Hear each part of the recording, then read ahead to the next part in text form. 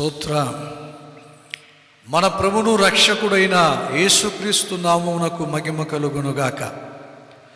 ఆశీర్వదింపబడిన ఈ శుభప్రదమైన వంటి మంచి వేళ దేవుని మహాకృపను బట్టి ఈ రీతిగా కూడుకోవటానికి పరిశుద్ధాత్మ దేవుడు చక్కటి సదవకాశాన్ని అనుగ్రహించారు. అందుని బట్టి మనసారా ప్రభుకి కృతజ్ఞతాస్తుతులు చెల్లించుచున్నాను. ఈ శుభవేళ బైబిల్ గ్రంథము నుండి ఒక వాక్యాన్ని చదువుకొని కొంత సమయం మనం దేవుని మాటలను ధ్యానము చేద్దాం. బైబిల్ గ్రంథంలో ఎన్నెన్నో లోతైన విషయాలు, ఎన్నెన్నో శ్రేష్టమైన విషయాలు రాసి ఉంచారు. బైబిల్ గ్రంథంలో ఈ మాట లేదు అని చెప్పడానికి లేదు. ప్రతిదీ ఒక మానవ జీవితానికి సరిపోదగినటువంటి శ్రేష్టమైనటువంటి మార్గదర్శిగా ఈ పరిశుద్ధ గ్రంథం నిలిచి ఉన్నది నేటి వరకు. ఈ పరిశుద్ధ గ్రంథంలోనే ఎన్నో లోతైన అనుభవాలు గొప్ప గొప్ప దేవుని సేవకుల ద్వారాగా మనం విని ఉన్నాం. మరి ఈ పూట కూడా మనం బైబిల్ గ్రంథంలో నుండి ఒక వాక్యాన్ని చదువుకొని కొంత సమయం దేవుని మాటలు ధ్యానం చేద్దాం. బైబిల్ గ్రంథంలో తీతుకు రాసిన వంటి పత్రిక, అపోస్తులుడైన పౌలు గారు తీతుకు రాసిన వంటి పత్రిక 1వ అధ్యాయం 5వ వాక్యాన్ని చదువుకుందాం. నేను నీకు ఆజ్ఞాపించిన ప్రకారము నీవు లోపముగా ఉన్న వాటిని దిద్దు. చాలండి. ఇక్కడ చదవబడిన వంటి వాక్యాన్ని గమనించినట్లయితే, నేను నీకు ఆజ్ఞాపించిన ప్రకారం నీవు లోపముగా ఉన్న వాటిని దిద్ది అక్కడ ఉన్నటువంటి పరిస్థితులను అర్థం చేసుకొని అక్కడ ఉన్నటువంటి దేవుని బిడ్డలను ఒక్కసారి పరిశీలించి ఆ సంఘం క్షేమాభివృద్ధి చెందుట నిమిత్తమై పెద్దలను నియమించు అని చాలా చక్కగా రాసి ఉంచటం మనం చదువుకుంటున్నాం. నేను మీకు అర్థమయ్యే రీతిగా కొన్ని విషయాలు చెప్పాలని ఆశపడుతున్నా. నీవు లోపముగా ఉన్న వాటిని దిద్దు అని పరిశుద్ధాత్మ దేవుడు దైవ సేవకుని నోట శ్రేష్టమైన వంటి మాట ఉంచి దాన్ని పత్రిక రూపంలో రాసి తీతునకు పంపటం జరిగింది. నా ప్రియమైన దేవుని బిడ్డలారా, మీరు వినాల్సిన వంటి సమయం ఇది. ఈరోజు కొన్ని శ్రేష్టమైన మాటలు పరిశుద్ధ ఆత్మదేవుడు మనతో మాట్లాడటానికి సిద్ధంగా ఉన్నారు. మనం శ్రద్ధగా వినటానికి ఇష్టపడదాం. దేవుడు కొన్ని సందర్భాల్లో మనల్ని దిద్దాలని ఆశపడుతూ ఉంటాడు. మనలను సరిచేయాలని ఆశపడుతూ ఉంటాడు. మనలను క్రమపరచాలని ఆశపడుతూ ఉంటాడు. దిద్దాలనుకున్నా, సరిచేయాలనుకున్నా, క్రమపరచాలనుకున్నా ఎందు నిమిత్తమై ఆయనకి ఆ ఆలోచన కలుగుతుందంటే మన పట్ల ఒక ఉన్నతమైన సంకల్పం కలిగి ఉంటారు. మన పట్ల ఒక ఉన్నతమైన ఆలోచన కలిగి ఉంటారు. ఆ సంకల్పాన్ని, ఆ ఆలోచనని నీ ద్వారాగా నెరవేర్చుకోవాలని ఆశించి దేవుడు తను ప్రేమించుచున్న వారిని దిద్దటానికి, సరిచేయటానికి ఇష్టపడిన వంటి వారుగా ముందుకు సాగుతారు. అలాగనే దేవుడు ఒక మనిషి మీద మనసు నిలిపినట్లయితే ఆ మనిషిని దిద్దాలనే దృక్పథంతో అతనితో మాట్లాడటానికి ప్రారంభిస్తాడు. దేవుడు కొన్ని సందర్భాల్లో మనతో మాట్లాడుతూ ఉంటారు. ఎలా మాట్లాడతాడు పాస్టర్ గారు అని మీరు ప్రశ్నించవచ్చు. దేవుడు ఎలా మాట్లాడతాడంటే మనతో మీరు శ్రద్ధగా వినాలి. ఒకటి, మనం ప్రార్థన చేసుకుంటూ ఉంటాం కదా, మనం ప్రార్థన చేసుకుంటున్న సందర్భంలో దేవుడు మనతో మాట్లాడతాడు. 2, మనం బైబిల్ చదవాలని ఆశపడి బైబిల్ చదువుకుంటాంగా, దేవుని చేత ప్రేరేపింపబడి బైబిల్ చదువుతున్నప్పుడు దేవుడు బైబిల్ చదువుతున్నప్పుడు ఆ వాక్యం ద్వారా మనతో మాట్లాడతాడు. 3, మందిరాలు జరుగుతున్నప్పుడు దేవుని మందిరానికి వెళ్తాం, ఆరాధన కార్యక్రమంలో పాల్గొనడానికి ఆరాధనకి వెళ్తాం.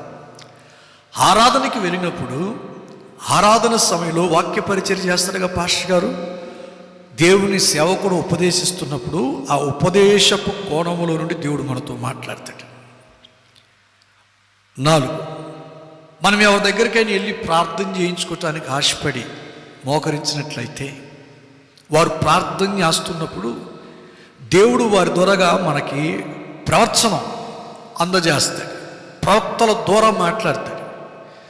ప్రవక్తల ద్వారాగా కొన్ని మాటలు ప్రభు మనతో మాట్లాడుతున్నప్పుడు మనము ఖచ్చితంగా దేవుడు నాతో మాట్లాడుతున్నాడు అనే సంగతిని మనం గ్రహించాలి.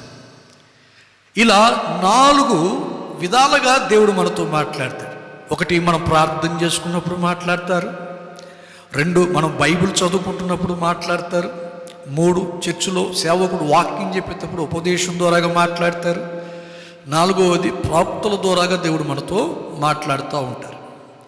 దేవుడు మనతో మాట్లాడుతున్నప్పుడు ఇది దేవుని స్వరం, దేవుడు నాతోనే మాట్లాడుతున్నాడు అనే సంగతిని మనం ఎరిగి మన జీవితాన్ని క్రమపరచుకోవటానికి, ప్రత్యేకంగా చెప్పాలంటే పరివర్తన చెందుటకు మనము ఇష్టపడే వారంగా ఉండాలి. ఆమేన్, హల్లెలూయా, హల్లెలూయా. అలాగనే బైబిల్ గ్రంథంలో దేవుడు ప్రవక్తల ద్వారాగా తమ భక్తులతో మాట్లాడినటువంటి దినములు ఎన్నో గలవు.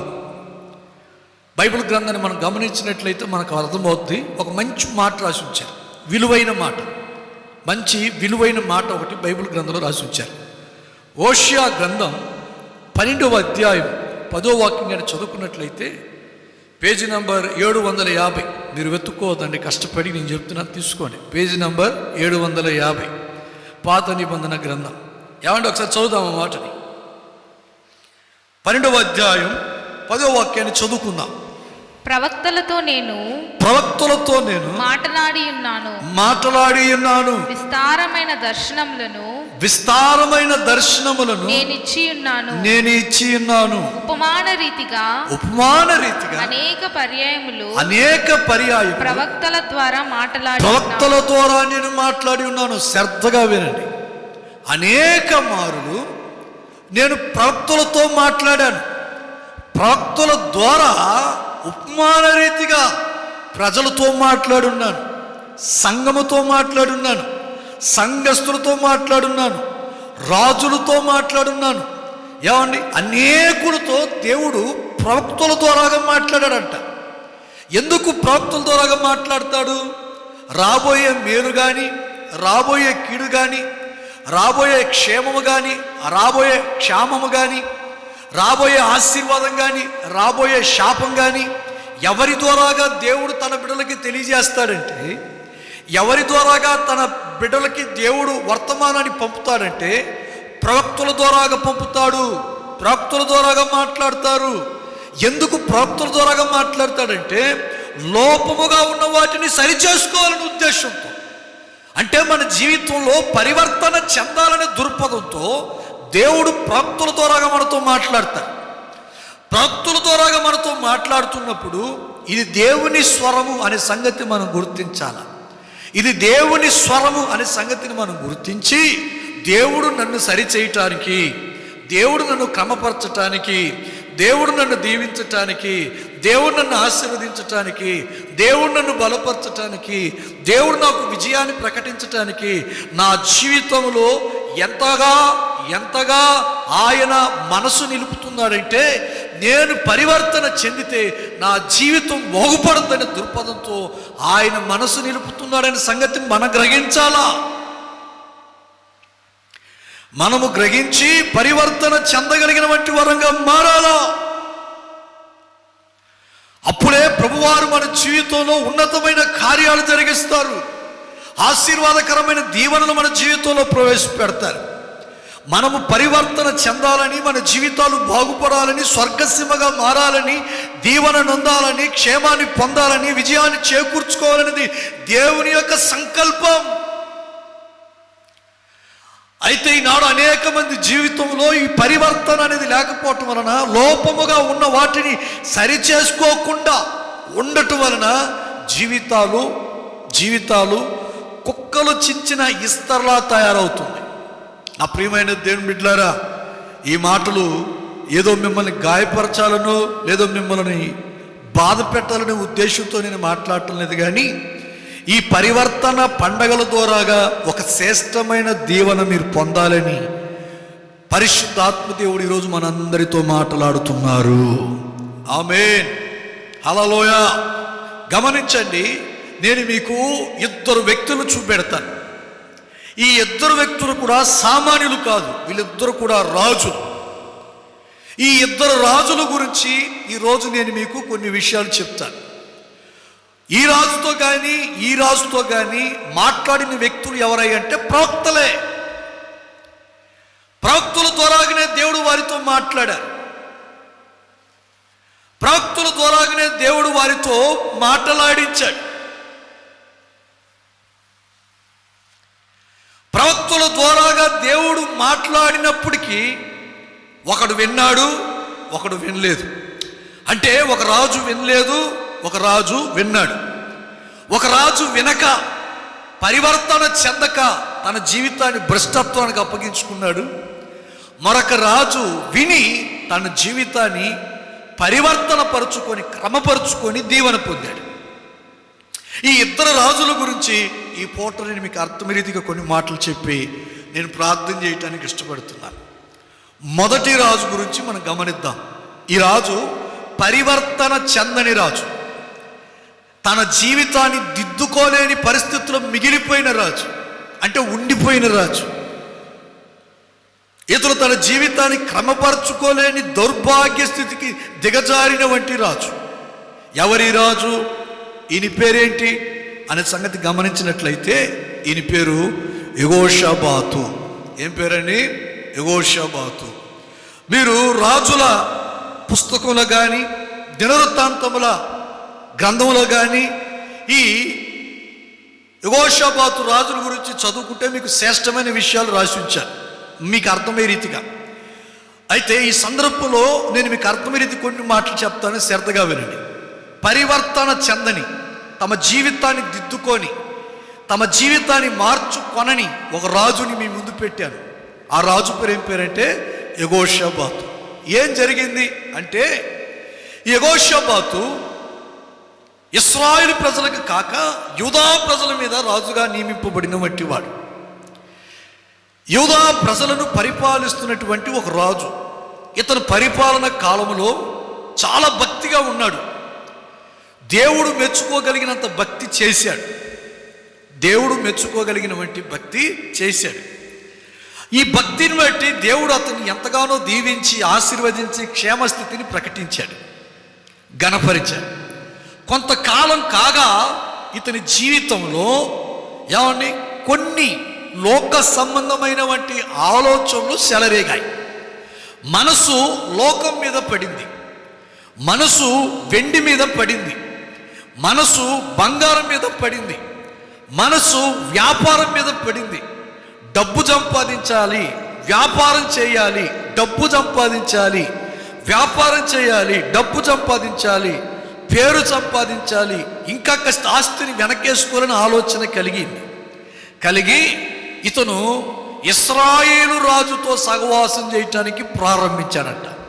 నేను నోటితో చెప్పడం కంటే లేఖన భాగాలతో ఆధారపూర్వకంగా మాట్లాడటానికి ఇష్టపడుతున్నాను. బైబిల్ గ్రంథంలో దినవృత్తాంతముల 2వ పుస్తకం 20వ అధ్యాయం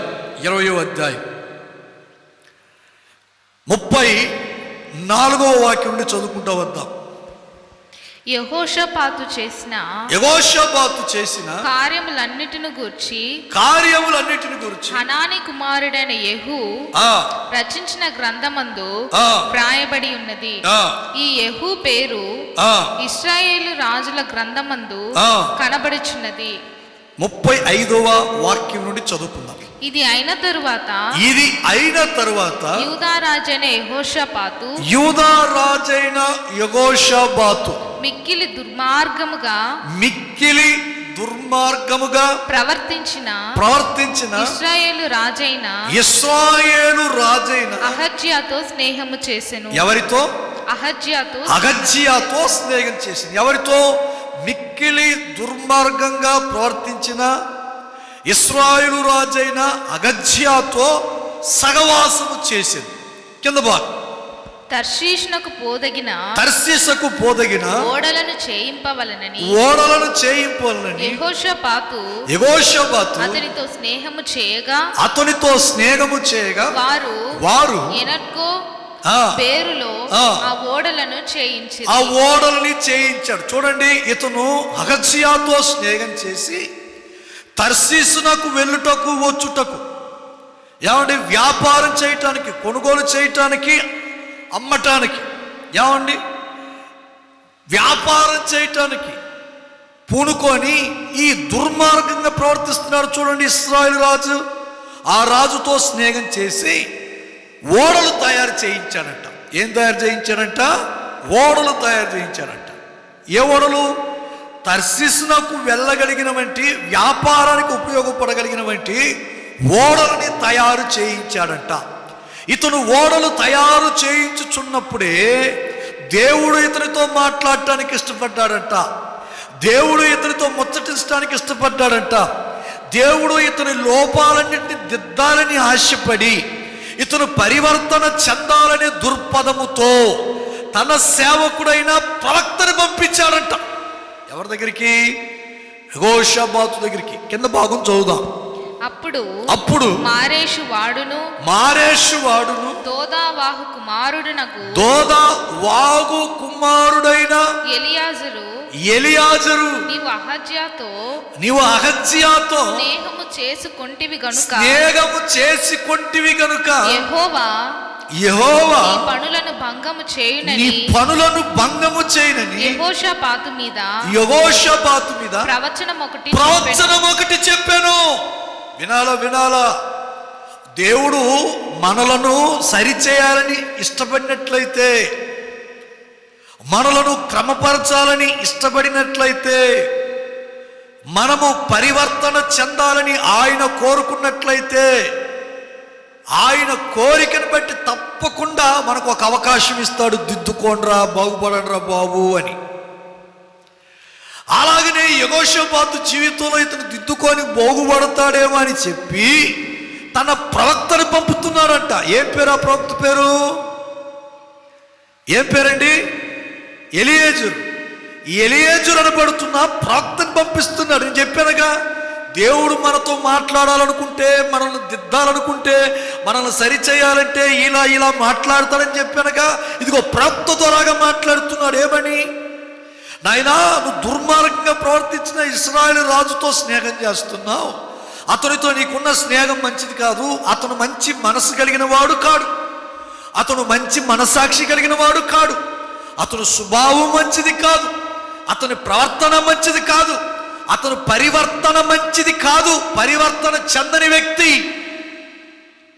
తన జీవితంలో క్రమము లేదు, అక్రమము కలిగినటువంటి వ్యక్తి. అటువంటి వ్యక్తితో నువ్వు సహవాసం చేయటం వల్ల నీకు నష్టమే కానీ లాభం ఉండదు బాబు. అటువంటి వ్యక్తితో నువ్వు సహవాసం చేయకు.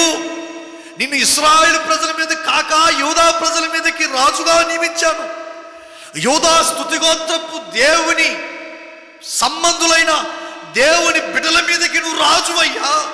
ఇంత గొప్ప ఆధిక్యతను నేను నీకు ఇస్తే, ఇంత గొప్ప స్వర్గ సేవ లాంటి భవిష్యత్తుని, జీవితాన్ని నేను నీకు ఇచ్చి భవిష్యత్తుని ముందు ఉంచున్నాను. దాన్ని జ్ఞాపకం చేసుకొని ప్రయాణించే ఒక్క అవకాశాన్ని ఇస్తున్నాడు దేవుడు. ఖచ్చితంగా నీ పట్ల ఆయనకున్న సంకల్పన నెరవేర్చుకోవాలని కోరుకుంటున్నాడు. పరివర్తన చెందిన ఆయన చాలు. ఇప్పటి వరకు నువ్వు అతనితో సహవాసం చేసింది, ఇప్పుడే ఆ సహవాసాన్ని విడిచిపెట్టుకో. ఇప్పుడు అతనితో చేసే స్నేహాన్ని విడిచిపెట్టుకో. చాలు, ఇంకొక క్షణం కూడా అతనితో అడుగు వేయకో అని దేవుడు ఎవరితో మాట్లాడాడు? ప్రవక్త ద్వారాగా మాట్లాడిచ్చాడు. మాట్లాడేమంటాడు తెలుసా? నువ్వు కానీ ఈ పని చేస్తే నీ పనులన్నీ భంగమైపోతాయి. నువ్వు భంగమైపోతావురా, బాగుపడవు. నువ్వు భంగమైపోతావు కానీ బాగుపడవు. నీ జీవితంలో బాగుపడే అవకాశం దేవుడు ఒకటి ఇచ్చాడు. నీ జీవితంలో నువ్వు బాగుపడి దీవెన పొందుటకు ఒక మంచి అవకాశాన్ని ప్రభు నీ ముందుంచాడు. దాన్ని అర్థం చేసుకొని బాగుపడటానికి కావాల్సిన ప్రయత్నాలు చేయాలి కానీ మనము భంగమైపోయే ప్రయత్నాలు చేయకూడదు. నా ప్రియమైన దేవుని బిడ్డలారా, దేవుడు మన జీవితంలో కూడా కొన్ని సందర్భాల్లో మనం బాగుపడటానికి అవకాశాలు ఇస్తూ వస్తారు. టర్నింగ్ పాయింట్ అంటారు కదా, మలుపు చెందుద్ది మన జీవితం. దేవుడు మనకిచ్చిన ఆ అవకాశాన్ని మనం సద్వినియోగం చేసుకుంటూ మనం వాడుకోవాలి కానీ, ఉపయోగించుకోవాలి కానీ ఆ అవకాశాన్ని పాడు చేసుకోకూడదు. దేవుడు ఇతనికి ఒక మంచి అవకాశం ఇచ్చి ప్రవక్త ద్వారాగా మాట్లాడాడు. నాయనా, యెహోషాబాతు యూదా ప్రజల మీద రాజుగా ఉన్నటువంటి నా బిడ్డ, ఇదిగో అతనితో నువ్వు చేస్తున్న స్నేహం మంచిది కాదు, అది ఆరోగ్యకరమైన స్నేహం కాదు. ఒకవేళ నువ్వు ఈ స్నేహం చేసినట్లయితే, ఇంకా ఇందులోనే కొనసాగుతూ ఉన్నట్లయితే నీ పనులను ఏమైపోతాయి చెప్పాలా? భంగమైపోతాయి అని ప్రవక్త ద్వారాగా మాట్లాడాడు. మీకు ఒక విషయం చెప్పనా? ప్రవక్త ద్వారాగా దేవుడు ఇతనితో మాట్లాడటానికి గల కారణం ఏంటంటే, మీరు ఇంకొక మాట కూడా చదవాలి.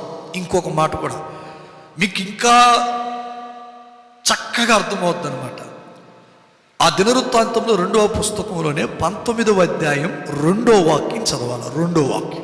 దీర్ఘదర్శి హనానీ కుమారుడగు యెహూ అతనిని ఎదుర్కొని పోయి రాజైన యెహోషాపాతుకు ఈలాగ ప్రకటన చేసెను. నీవు భక్తిహీనులతో సహాయము చేసి యెహోవా శత్రువులకు స్నేహితుడు వైతివి కదా. ఆల్రెడీ ఇతనితో ఒక ప్రవక్త మాట్లాడున్నాడు. మీరు అర్థం చేసుకోవాలి. ఫస్ట్ టైం యెహూ అనే ఒక ప్రవక్త ద్వారాగా మాట్లాడించాడు. విన్నాడా? వినలేదు. మొదటి ప్రవక్త ద్వారాగా దేవుడు వర్తమానం పంపాడు. ఏమని పంపాడు? మరొక్కసారి చదువుదాం. రాజైన యెహోషాపాతుకు ఈలాగ ప్రకటన చేసి నీవు భక్తిహీనులకు సహాయము చేసి యెహోవా శత్రువులకి స్నేహితుడవైతివి. ఏమయ్యావంట? భక్తిహీనులకి సహాయం చేశాం, యెహోవా శత్రువులకి స్నేహితుడయ్యాం. ఆల్రెడీ ఒకసారి ప్రవక్త ద్వారా దేవుడు ఇతనితో మాట్లాడినప్పుడు ఇతను ఏం చేయాలా? బుద్ధి తెచ్చుకోవాలన్నా, మనసు మార్చుకోవాలన్నా, కాస్త జాగ్రత్త కలిగి ప్రవర్తించాలన్నా, తన జీవితాన్ని క్రమపరుచుకోవాలన్నా, లోపంగా ఉన్నాయనే సంగతిని, తనలో ఉన్న లోపాలన్నింటినీ ప్రవక్త ద్వారా దేవుడు చూపెట్టినప్పుడు ఆ లోపాలని దిద్దుకోవాలన్నా, సరిచేసుకోవాలన్నా, పరివర్తన చెందాలగా ఆల్రెడీ ఒక ప్రవక్త ద్వారా మాట్లాడితే భక్తిహీనులకు సహాయం చేస్తున్నావు నాయనా, రాంగ్, మార్చుకో. యెహోవా శత్రువులతో స్నేహం చేస్తున్నావు నాయనా, రాంగ్, మార్చుకో అని ప్రవక్త వచ్చి 2 మాటలు ఖచ్చితంగా చెప్పి నరికినట్టు చెప్పి వెళ్ళిపోయాడు. బుద్ధి తెచ్చుకొని మార్చుకోవాలిగా యెహోషాపాతు. మార్చుకోకుండా చూద్దాంలే ఏమవబోతుంది, ఏం జరిగినా చూసుకోవచ్చులే, మనం రాజు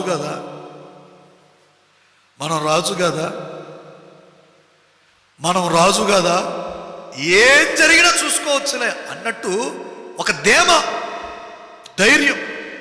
కాబట్టి 2వసారి కూడా పొరపాటు చేస్తే ఇంకొక ప్రవక్త ద్వారా దేవుడు మాట్లాడుతున్నాడు. నాయనా, ఆల్రెడీ ఒకరు నీతో మాట్లాడారు. ఆల్రెడీ దేవుని మాట ఒక దీర్ఘదర్శి ద్వారాగా నీకు వచ్చింది, నువ్వు లెక్క చేయట్లేదు. ఇదిగో 2వసారి దేవుడు నీతో మాట్లాడుతున్నాడు. బిడ్డ విను, నువ్వు కానీ అతనితో చేసే స్నేహం కానీ విడిచిపెట్టుకోకపోతే, అతనితో నీకున్న స్నేహ బంధాన్ని నువ్వు కట్ చేసుకోకపోతే, అతనితో ఉన్న సహవాసానికి నువ్వు ఫుల్ స్టాప్ పెట్టకపోతే నీ పనులన్నీ భంగమైపోతాయి అన్నాడా? మనోడు విన్నాడా? వినలేదే. ఏం చేశాడు? కింద భాగం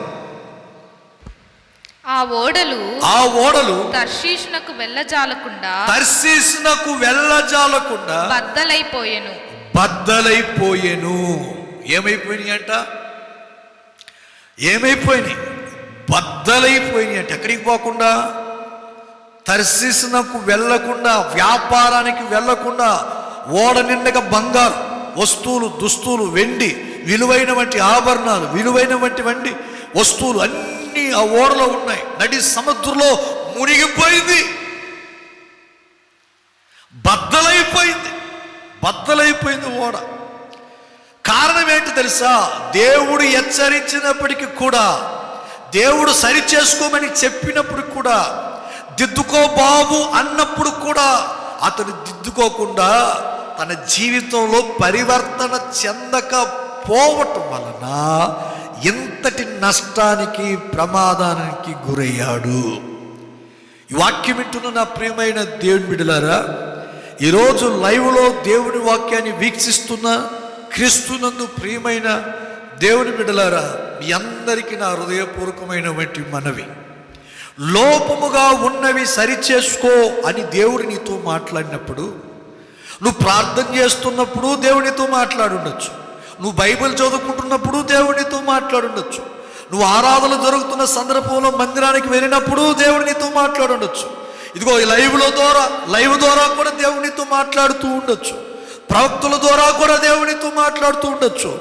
ఏమండి, నువ్వు దేవుడు నీతో మాట్లాడుతున్నప్పుడు ఆ మాటల మీద మనసు నిలిపి, నా మేలు కోరి దేవుడు నాతో మాట్లాడుతున్నాడు, నా జీవితాన్ని క్రమపరచాలని దృక్పథంతో దేవుడు నాతో మాట్లాడుతున్నాడు, నాకు ఒక ఉన్నతమైన దీవెనని దాచి ఉంచాడు, అందుకే దేవుడు నాతో మాట్లాడుతున్నాడు, ఒక విలాసవంతమైన జీవితాన్ని ప్రభు నాకు దయచేయాలని ఆశ కలిగి ఉన్నాడు, అందుకే ప్రభు నాతో మాట్లాడుతున్నాడనే సంగతిని మనం ఎరిగి మన జీవితాన్ని మనం దిద్దుకోవాలి కానీ, మన జీవితాన్ని మనం క్రమపరచుకోవాలి కానీ, నిన్ను దిద్దుకో అంటే నీ జీవితాన్ని దిద్దుకో, నిన్ను నువ్వు క్రమపరుచుకో అని నిన్ను హెచ్చరించిన వారి మీద ద్వేషం పెంచుకోవటం కాదు గొప్పతనం.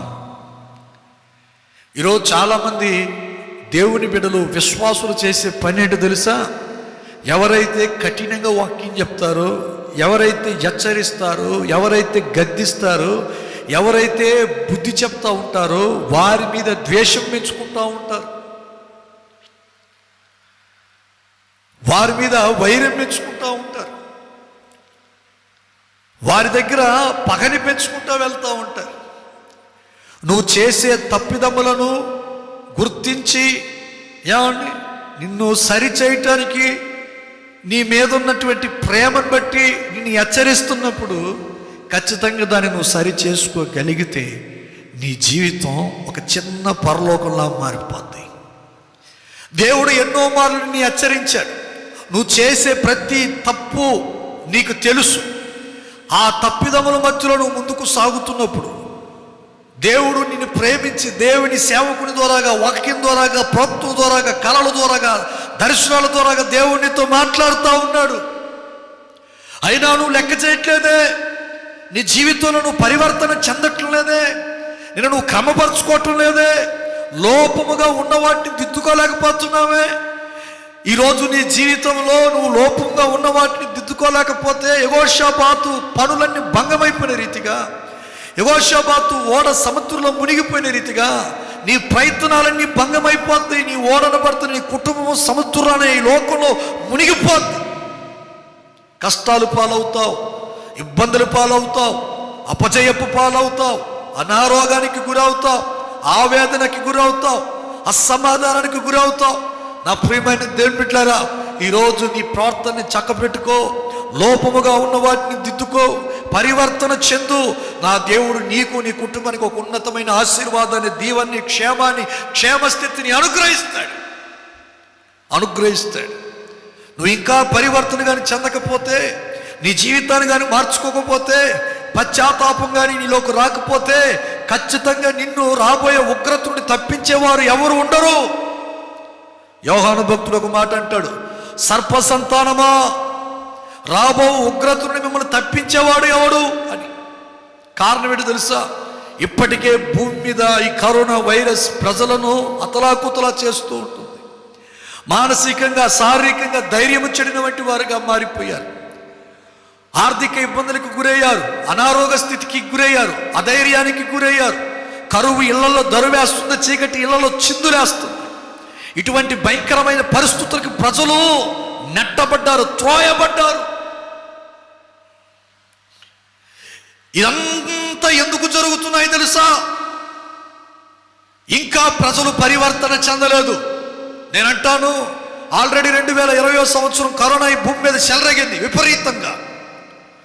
లక్షల మంది చనిపోతున్నారు.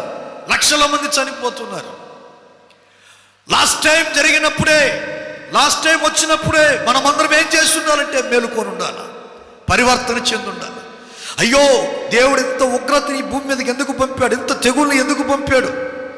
ఈ తెగులు ఈరోజు ఈ భూమి మీదకి రావడానికి గల కారణం ఏంటి అని గతములో పరిశుద్ధుల జీవితాలలో జరిగిన వంటి సంఘటనలు మనం జ్ఞాపకం చేసుకుని ఉండాలి. మోషే ఆరోనుల కాలంలో తెగులు ఎందుకు వచ్చింది జ్ఞాపకం చేసుకుని ఉండాలి. దావీదు కాలంలో తెగులు ఎందుకు వచ్చింది జ్ఞాపకం చేసుకుని ఉండాలి. అలాగని ఈ కాలంలో ఎందుకు తెగులు వచ్చిందనే సంగతి జ్ఞాపకం చేసుకొని మనం పరివర్తన చెందుంటే ఈ రెండవసారి కూడా ఈ తెగులు రావటానికి వీలు లేదు, వచ్చేది కాదు. దేవుడు అనుమతించుండడు. మనం పరివర్తన చెందలేదే, మన జీవితాలు పరివర్తన చెందటం లేదే. ఎన్నో ప్రసంగాలు వింటున్నా జీవితాలు బాగుపోవట్లేదే, మలుపు రావట్లేదు, మార్పు రావట్లేదు. దేవుని తట్టు ప్రజలు తిరగటం లేదు, గుండెలు బాదుకొని పశ్చాత్తాపడి ఆడటం లేదు. యెహోషాబాతు వలె జీవిస్తూ ఉన్నారు. దుర్మార్గులతో స్నేహం, వ్యభిచారులతో స్నేహం, నరగంతములతో స్నేహం, తాగుబోతులతో స్నేహం, తిరుగుబోతులతో స్నేహం, దోచుకునే వారితో స్నేహం, సంఘాన్ని విశ్వాసుల్ని చెదరగొట్టే వారితో స్నేహం, కలగాలు పెట్టే వారితో స్నేహం, లంచాదారులతో స్నేహం, కొండెములు చెప్పేవారితో స్నేహం. ఇలా ఇలా ఇలా ఒక్కొక్కరు పనికి మాలిన కార్యాలకి అలవాటు పడిన వారితో స్నేహం కలిగి జీవించడం వలనే ఈ తెగులు భూమి మీద సెలరేగుతూ ఉన్నాయి. వేల మంది సేవకులు చచ్చిపోతున్నారు, వేల మంది సేవకులు. ఎందరో దేవుని సేవకులు, ఎందరో దేవుని బిడ్డలు, ఎందరో విశ్వాసులు, ఎందరో సామాన్యులు, ఎందరో అన్యులు ఈ లోకాన్ని విడిచిపెట్టి వెళ్ళిపోతూ ఉన్నారు. మన చుట్టూ ఎంత భయంకరమైనటువంటి ప్రతికూలమైన పరిస్థితులు ఎందుకు జరుగుతున్నాయి? ఎంత తెగులు భూమి మీద ఎందుకు సెలరేగుతున్నాయి? ఎంత నాశనం ఎందుకు భూమి మీద రావటానికి దేవుడు అనుమతించాడంటే ప్రజలు ఇంకా పరివర్తన చెందట్లేదు. ప్రజలు ఇంకా తమ జీవితాన్ని మార్చుకోవట్లేదు. ప్రజలు ఇంకా తమ జీవితాన్ని దిద్దుకోవట్లేదు. లోపముగా ఉన్న వాటిని సరిచేసుకోలేకపోతున్నారు. ఏం జరిగినా చేసుకోవచ్చులే అన్నట్టు ఉంటున్నారు, కానీ జీవితాల్లో మార్పు అనేది రావట్లేదు. ఈరోజు దేవునితో మాట్లాడుతున్నాడు బిడ్డ, దేవునితో మాట్లాడుతున్నాడు. నువ్వు కానీ పరివర్తన చెందకపోతే నీ ఒక్కడి వల్ల నీ కుటుంబం అంతా పాతాళంలోకి దిగిపోద్ది. నీవు పరివర్తన చెందకపోతే నీ ఒక్కడి వల్ల నీ కుటుంబం అంతా కూడా నాశనమైపోద్ది. నీవు పరివర్తన చెందకపోతే నీ ఒక్కడి వల్ల నీ కుటుంబం అంతా కూడా సమాధి చేయబడుతుంది. నా 2 చేతులు జోడించి బ్రతిమలాడుకుంటున్నాను. మీరు పరివర్తన చెందితేనే జీవితాలు బాగుపడతాయి. ఈ తెగులు ఆగాలంటే ఒకే మార్గం, పరివర్తన చెందాలి, లోపాన్ని సరిచేసుకోవాలి, మన జీవితాన్ని క్రమపరచుకోకపోతే మన జీవితాల్లో మన క్షేమాన్ని చూడలేం. ఈ యెహోషాబాతు ముగింపు ఎలా మారింది తెలుసా? మీకు బైబిల్ గ్రంథం నుండి కొన్ని మాటలు చూపెడతాను, చూడండి. పరివర్తన చెందని యెహోషాబాతు జీవితం ఎంతటి వేదనకరమైనటువంటి పరిస్థితులకు త్రోయపడ్డాయంటే బైబిల్ గ్రంథంలో రాసి ఉంచారు. కొన్ని మాటలు నేను చెప్తాను, చదవండి. రాజుల మొదటి పుస్తకం 22వ అధ్యాయం 29వ వాక్యం 30వ వాక్యం చదువుకుందాం.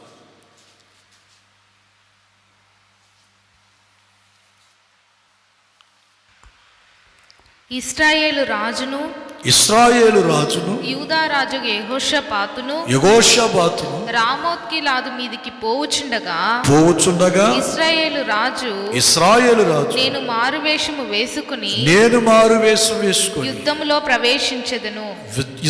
ప్రవేశించెదను నీవైతే నీ వస్త్రములు ధరించుకొని ప్రవేశించుమని యెహోషాపాతుతో చెప్పి మారువేషము వేసుకుని యుద్ధమందు ప్రవేశించెను. ఇక్కడ చదవబడిన వంటి వాక్యాన్ని మీరు గమనించినట్లయితే వేషధారితో కలిసి వేషధారిగా మారిపోయాడు. పరివర్తన చెందు అని హెచ్చరించినప్పటికీ కూడా అతడు పరివర్తన చెందక వేషధారితో చేరి వేషధారిగా మారిపోయాడు. వేషధారిగా మారిపోవటం వలనే అతని జీవితంలో ఎంతటి నష్టం ఎదురైంది. వేషధారిగా యుద్ధరంగంలో యుద్ధం చేయటానికి వెళ్ళాడు. యుద్ధరంగంలో ఏమైనా జయం వచ్చిందా? కింద భాగం చదివితే ఓడిపోయాను. ఇశ్రాయేలు రాజు ఓడిపోయాను, యూదా రాజు ఓడిపోయాను. ఇద్దరికి ఏమి ఎదురైంది అంటే అపజయం ఎదురైంది. ఇంతటి అపజయం ఎందుకు వచ్చింది? పరివర్తన చెందకపోవటం వలన అతని జీవితం అపజయపు పాలైంది. ఇద్దరు రాజులు ఏకమై ఇంకొక రాజు మీదకి యుద్ధానికి వెళ్ళారు. ఏమండి? యుద్ధరంగంలో ఓడిపోయారు. యెహోషాపాతు ఓడిపోయాడు, యూదారాజు ఓడిపోయాడు, ఇశ్రాయేలు రాజు ఓడిపోయారు. వేషధారితో కలిసి వేషధారికి వెళ్ళాడు, యుద్ధం చేయటానికి పూనుకున్నాడు. యుద్ధరంగంలో అపజయం ఎదురైంది కానీ జయం ఎదురు కాలేదు. ఎందుకయ్యా యుద్ధంలో జయము రాలేదు? అపజయం ఎందుకు ఎదురైందంటే పరివర్తన చెందలేదు. పరివర్తన చెందని వాని జీవితంలో అపజయమే కానీ జయం ఉండదు. దిద్దుబాటు లేని వాని జీవితంలో అపజయమే కానీ జయం ఉండదు. తన జీవితాన్ని క్రమపరుచుకోకపోతే అపజయమే కానీ జయం ఉండదు. నువ్వు ఎన్ని ప్రయత్నాలు చేయి, శతకోటి ప్రయత్నాలు చేసిన ప్రయత్నాలన్నిట్లో అపజయమే ఎదురవుతుందేమో కానీ జయం ఎదురు కాదు. ఒకటి, అపజయపు పాలయ్యాడా?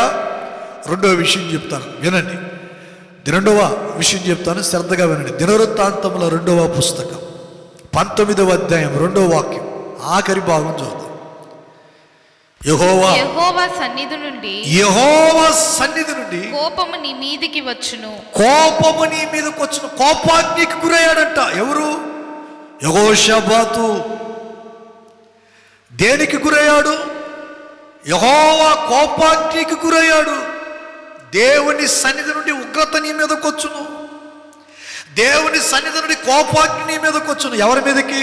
తన జీవితాన్ని దిద్దుకోకుండా ఉన్న వాని మీదకి, తన జీవితాన్ని క్రమపరుచుకోకుండా ఉంటాడు చూడండి, వాని మీదకి. పరివర్తన చెందని వారి మీదకి ఏమొస్తుంది అంటే దేవుని కోపాగ్ని. దేవుని కోపాగ్ని. ఈరోజు ఈ కోపాగ్ని నువ్వు తప్పించుకోవాలంటే పరివర్తన చెందు. యెహోషాపాతు యుద్ధరంగంలో ఓడిపోయాడా?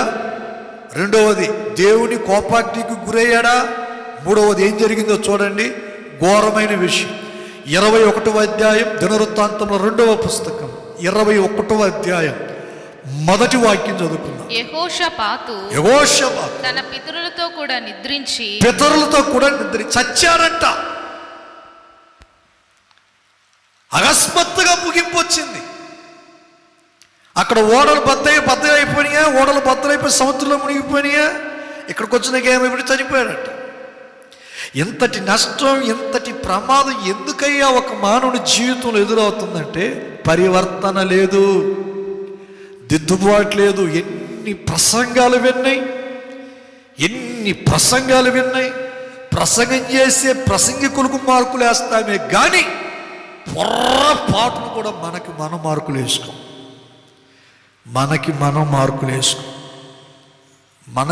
మార్కులు వేసుకోగలిగితే ఖచ్చితంగా దేవుడు మన జీవితంలో ఘనకార్యం చేస్తాడేమో కానీ మనకి మనం మార్కులు వేసుకోకపోవటం వలన పరివర్తన చెందక ఉండటం వలన ఈరోజు మన జీవితాలు ఈ రీతిగా తయారవుతున్నాయి. యెహోషాపాతు ముగింపు ఇది. ప్రవక్తల ద్వారాగా దేవుడు మాట్లాడినప్పటికీ యెహోషాపాతు తన జీవితాన్ని క్రమపరుచుకోకుండా పోవటం వలన 1 యుద్ధరంగంలో ఓడిపోయాడు, 2 దేవుని కోపాగ్నికి గురయ్యాడు, 3 మరణాన్ని సంపాదించుకున్నాడు. అకస్మాత్తుగా మరణం అతని జీవితంలో ఎదురైంది. నా ప్రియమైన దేవుని బిడ్డలారా, ఈ వాక్యం వింటున్న క్రీస్తునందు ప్రియమైన దేవుని ప్రజలారా, మీ అందరితో దేవుడు మాట్లాడుతున్న మాటలు ఇవి. ఇప్పటికైనా మీరు పరివర్తన చెందండి. ఈ పరివర్తన పండగలలో దేవుడు మీ క్షేమము కోరి మాట్లాడుతున్న ఈ మాటలను మీ గుండెల్లో దాచుకోండి. ఈ మాటలు విడిచిపెట్టకుండా ఈ పూట హృదయం అనే పలక మీద వాటిని రాసుకొని మీ జీవితాన్ని క్రమపరచుకోగలిగితే, దిద్దుకోగలిగితే ఒక అమూల్యమైన వంటి భవిష్యత్తును ఆ దేవుడు మీకు అనుగ్రహిస్తాడు. పరివర్తన చెందని యెహోషాపాతు జీవితం ఈ రీతిగా ముగిసింది. పరివర్తన చెందిన ఇంకొక రాజు నేను మీ ముందు పెడతాను. 2వ వ్యక్తిని చూపెడతాను. ఈ 2వ వ్యక్తి పేరు ఏం పేరంటే భక్తుడైన దావీదు. చెప్పండి, భక్తుడైన దావీదు. దావీదుని గురించి తెలియని వారంటూ ఎవ్వరు ఉండరన్నమాట. దావీదు గొర్రెల కాపరి. తల్లిదండ్రులకు పనికిరాడని వారిని, అంటే దావీదుని గొర్రెలు కాయటానికి పంపించారు. సౌలు దేవుని మాటకి లోబడకుండా అవిధేయుడై ప్రవర్తించడం వలన అతన్ని తొలగించడం జరిగింది. ఆ స్థానంలో అర్హత కలిగిన ఒక వ్యక్తిని రాజుగా నియమించాలనేది దేవుని యొక్క ఉద్దేశంగా మారింది. సమూయేలు ద్వారాగా దేవుడు ఆ వ్యక్తిని కోరుకోవటానికి దావీదు ఉన్న ప్రాంతానికి పంపించి గొర్రెల కాపరిగా ఉన్నటువంటి దావీదుని రమ్మని చెప్పి రాజుగా దావీదుని అభిషేకించడం జరిగింది. దావీదు రాజుగా మార్చబడ్డాడు, నియమింపబడ్డాడు. ఎన్నో ప్రతికూలమైన పరిస్థితులు దాటుకొని రాజుగా వచ్చి నిలబడ్డాడు. ప్రజల్ని పరిపాలిస్తూ ఉన్నాడు. చక్కగా పరిపాలిస్తున్నటువంటి కాలం, పరిపాలనలో ఉన్నటువంటి దినములలో దావీదు రాజు చేసినటువంటి ఒక పనికి మాలిన పని ఏంటంటే, ఉరియా అనబడుతున్న ఒక సైనికుడు ఉన్నాడు. అతడు యుద్ధరంగంలో యుద్ధం చేయటానికి యుద్ధానికి వెళ్ళాడు దావీదు ప్రజలతో పాటు, అంటే దావీదు సైన్యంతో పాటు యుద్ధానికి వెళ్ళాడు. దావీదు మేడగది మీదకి వెళ్ళి సంచరిస్తున్న సందర్భంలో ఉరియా భార్య స్నానం చేస్తూ ఉంది. బలవంతంగా ఉరియా భార్యని తీసుకురమ్మని చెప్పి ఆమె జీవితాన్ని పాడు చేసి ఆమెతో అక్ర సంబంధం కలిగిన వంటి వాడుగా జీవించాడు. ఈ విషయం ఏమంటే ఉరియాకు తెలిసిందనే సంగతి ఎరిగి ఉరియాని కూడా చంపేశాడు. ఉరియాకి తెలిస్తే ప్రమాదం ఎదురవుద్దేమని చెప్పి ఉరియా దగ్గరే ఒక ఉత్తరం రాయించి ఉరియా చేతిలో పెట్టి యుద్ధరంగంలోకి పంపించి ఏమంటే ఉరియాని చంపించేస్తాడు. ఇప్పుడు ఉరియా చనిపోయాడు, ఉరియా భార్య జీవితం పాడు చేయబడింది. దీని అంతటి కారణం ఎవరు? దావీదు. ఇది దేవుని దృష్టికి చాలా దుఃఖాన్ని కలిగించింది. ఇది దేవుని దృష్టికి ఎంతో వేదన కలిగించింది. ఇంతటి నీచమైన పని చేసాడే దావీదు అనే బాధ దేవుని గుండెల్లో ఉండిపోయింది. అయినను దావీదు పట్ల దేవునికి ఉన్నటువంటి సంకల్పం గొప్పది కనుక, దావీదు పట్ల దేవునికి ఉన్నటువంటి ఉద్దేశం ఉన్నతమైనది కనుక, దావీదుని దేవుడు ఎంతగానో ప్రేమించాడనే సంగతిని అతనికి అర్థమైన రీతికి చెప్పినట్లు నాతాను అనే ప్రవక్త ద్వారాగా పంపించి, నాతాను అనే ప్రవక్తని దావీదు దగ్గరికి పంపించి చక్కగా కథ చెప్పటానికి ప్రారంభించాడంట. ఏం కథ చెప్తున్నారు? మొదటి వచనం నుండి చదువుకుంటే కథ చాలా బాగుంటుందండి. చదవండి, సమూయేలు రాసిన 2వ పుస్తకం 12వ అధ్యాయం మొదటి వచనం నుండి కొన్ని వచనాలు చదువుకుంటూ వద్దాం. కావున యెహోవా నాతానును దావీదు యొద్దకు పంపెను. అతడు వచ్చి దావీదుతో ఇట్లా నేను ఒకానొక పట్టణమందు ఒకానొక పట్టణమందు ఇద్దరు మనుషులు ఉండిరి. ఒకడు ఐశ్వర్యవంతుడు, ఒకడు దరిద్రుడు. ఐశ్వర్యవంతునికి విస్తారమైన గొర్రెలను కలిగి ఉండెను. అయితే ఆ దరిద్రునికి తాను కొనుక్కొనిన ఒక చిన్న ఆడ గొర్రె పిల్ల తప్ప ఏమీ లేదయ్యా. వాడు దాన్ని పెంచుకొనుచుండగా అది వాని యొద్దను వాని బిడ్డల యొద్దను ఉండెను. పెరిగి వాని చేతి ముద్దలు తినుచు, వాడి చేతి ముద్ద, ఎవరి చేతి ముద్దలంట? యజమానుని చేతి ముద్దలు తింటున్నదంటే గొర్రె పిల్లలను కూడా బిడ్డలా చాక్కొని చేతి ముద్దలు పెట్టాడట. అంటే మన భాష చెప్పాలంటే గోరు ముద్దలు తినిపించాడట. అంత అల్లారు ముద్దగా చాక్కున్నాడంట గొర్రె పిల్లని యజమానుడు. కింద భాగం, వాని గిన్నెలోనిది త్రాగుచు వాని కౌగిట పండుకొనుచు, వాని కౌగిట పనుకొనున్నదంట. వానికి కుమార్తె వలె ఉండెను. అట్లుండగా మార్గస్థుడు ఒకడు ఐశ్వర్యవంతుని యొద్దకు వచ్చెను. దగ్గరికి వచ్చాను. అతడు తన యొద్దకు వచ్చిన మార్గస్థునికి ఆయత్తము చేయుటకు, విందు చేయుటకు తన గొర్రెలలో గాని గొడ్లలో గాని దేనిని ముట్టనొల్లక ఆ దరిద్రుని ఇంట ఉన్న ఒక్క గొర్రెని ఆశించి తీసుకొచ్చి దాన్ని వధించి వండి పెట్టి ఈ చుట్టం యొక్క ఆకలి తీర్చాడయ్యా. ఇది న్యాయమా, ఇది ధర్మమా అని రాజు దగ్గర నాతాను అడగగా వెంటనే దావీదుకి కోపం వచ్చి, ఎవడా పనికి మాలినోడు, వెంటనే తీసుకురండి, వాడిని శిక్షించాలి, వాడిని గద్దించాలి, వాడికి బుద్ధి చెప్పాలి, వాడికి నష్టపరిహారం కలిగించాలి, ఏదో ఒక రూపంలో అతనికి చెల్లిద్దాం, ఇతను లాక్కరా అని గట్టిగా కేకలేసి పిలిపించమని చెప్తే చివరికి నాతాన్ అంటాడు, ఆ పనికి మాలినోడు ఎవరో కాదయ్యా,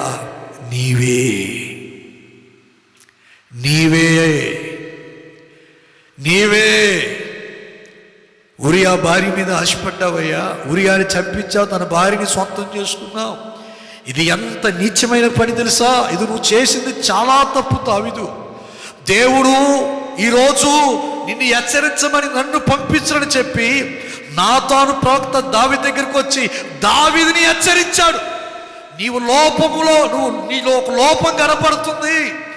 నీలో ఒక లోపం కనపడుతుంది, ఆ లోపముని సరిచేసుకో, నిన్ను నువ్వు దిద్దుకో, పరివర్తన చెందు అని నాతాను ప్రవక్త ద్వారాగా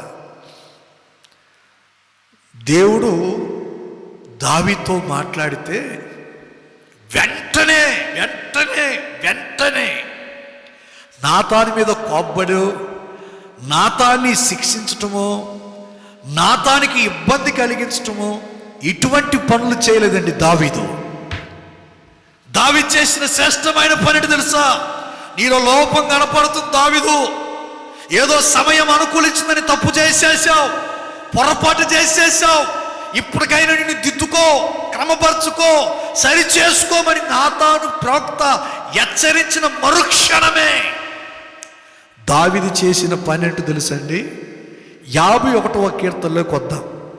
51వ కీర్తన మొదటి వచనం పైన ఒక చిన్న పారాగ్రాఫ్ ఉంటుంది. మొదటి వచనం పైన ఒక చిన్న బిట్టు చక్కటి మాటలు రాసి ఉంటారు. ఆ మాటలు చదువుదాం. దావీదు 51వ కీర్తన మొదటి వచనం పైన పై భాగంలో ఉన్నటువంటి చిన్న బిట్ అండి. ఆ బిట్ చదవండి. దావీదు బెత్షెబా యొద్దకు వెళ్ళిన తరువాత, ఆ ఉరియా భార్య దగ్గరికి వెళ్ళిన తరువాత నాతాను ప్రవక్త అతని యొద్దకు వచ్చినప్పుడు అతడు రచించిన కీర్తన, అతను రాసిన కీర్తన. ఉరియా భార్య దగ్గరికి వెళ్ళి తప్పు చేసినప్పుడు నాతాను ప్రవక్త వచ్చి హెచ్చరించినప్పుడు రాసిన వంటి కీర్తన ఇది. ఏం రాశాడండి? చూడండి, 7వ వచనం చదువుదాం. 7వ వచనం చదువుదాం. నేను పవిత్రుడనగునట్లు, 7వ వచనం, నేను పవిత్రుడనగునట్లు ఈ సోపుతో నా పాపమును పరిహరించు, నా పాపమును పరిహరించయ్యా. హిమము కంటే నేను తెల్లగా నుండునట్లు, నేను తెల్లగా ఉండునట్లు నీవు నన్ను కడుగుము. నీవు నన్ను కడుగయ్యా. ఉత్సాహ సంతోషములు నాకు వినిపింప చేయుమయ్యా. నీవు విరిచిన ఎముకలు హర్షించును. నా పాపములకు విముఖుడవు కమ్మయ్యా. నా దోషములన్నిటిని తుడిచివేయుమయ్యా. దేవా నా యందు శుద్ధ హృదయము కలుగు చేయుమయ్యా. ఇది ప్రార్థన. ఎప్పుడైతే నాతాను ప్రవక్త వచ్చి హెచ్చరించి, ఇలా పొరపాటు చేశావు, ఇది నువ్వు చేసిన తప్పు, ఇది నీలో ఉన్న లోపం, దిద్దుకో, నీ ప్రార్థన క్రమపరుచుకో, పరివర్తన చెందు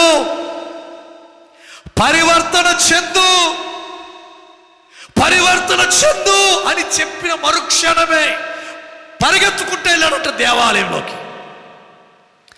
పరిగెత్తుకుంటూ దేవుని మందిరంలోకి వెళ్ళి దేవుని మందిరంలో మోకరించి ప్రార్థన చేస్తున్నాడంటే ఏమని? నన్ను కడుగు నాయనా, నన్ను శుద్ధీకరించు నాయనా, నన్ను పరిశుద్ధపరచు నాయనా, శుద్ధ హృదయం నాకు దయచేయమయ్యా, నాలో ఉన్న పరిశుద్ధాత్మని నాలో నుండి తీసేయదు నాయన అని చెప్పి పశ్చాత్తాపపడి ప్రార్థన చేస్తున్నాడంట. ఇది పరివర్తన చెందటం అంటే, ఇది లోపములను దిద్దుకోవటం అంటే, ఇది తమ జీవితాన్ని క్రమపరుచుకోవటం అంటే. ప్రవక్తల ద్వారాగా దేవుడు హెచ్చరించినప్పుడు మన జీవితాన్ని మనం క్రమపరుచుకోవాలి, మన జీవితాన్ని మనం సరి చేసుకోవాలి, మన బ్రతుకులను మనం క్రమపరుచుకోవాలి, మన బ్రతుకులను మనం సరి చేసుకోగలిగిన వంటి వారంగా మారాలి. దావీదు చేసిన ఉన్నతమైన పని ఏంటంటే ప్రవక్త రాగా హెచ్చరించగా తన ప్రార్థనని క్రమపరచుకోవటానికి, సరి చేసుకోవటానికి పరిగెత్తాడంట దేవుని మందిరానికి.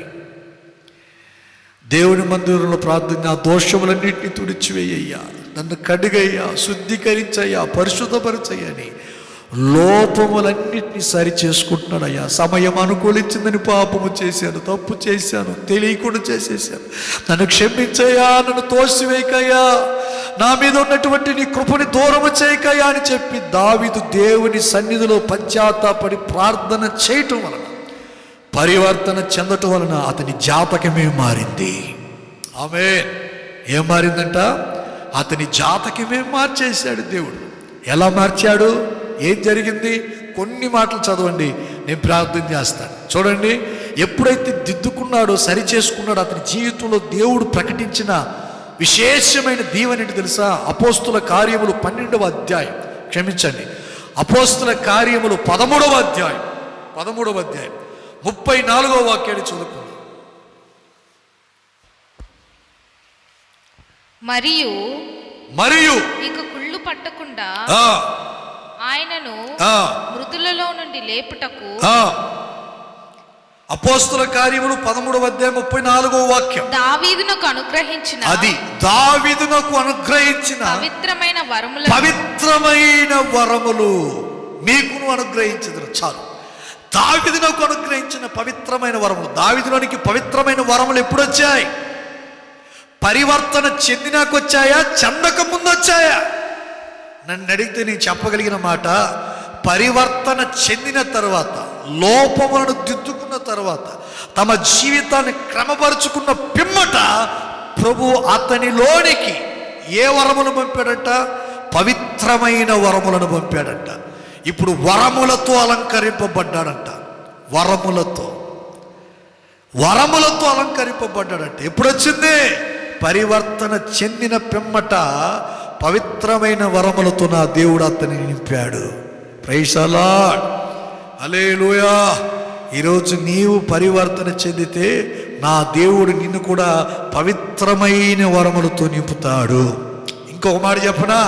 రెండో విషయం, సమూయేలు రాసిన 2వ పుస్తకం 21వ అధ్యాయం, సమూయేలు రాసిన 2వ పుస్తకం 21వ అధ్యాయం 17వ వాక్యం కానీ చదువుకున్నట్లయితే, అక్కడ రాయబడిన వంటి